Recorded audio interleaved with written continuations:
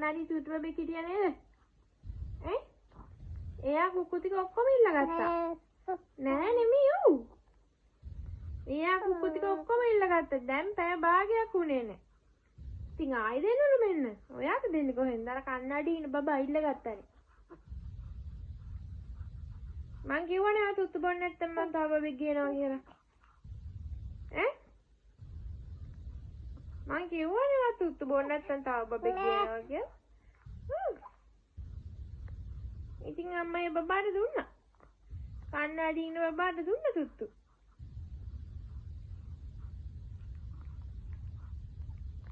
කමන්නේ නේ? කමන්නේ නේ? ඉති තමයි නේ ගොඩක් දෙයක් නේද? හරි වැඩේ වෙන්නේ. දැන් තුතු නෑ ඉවරයි. කන්නඩි ඉන්න බබාගෙන් ඉල්ල ගමු ඩිං. ඈ?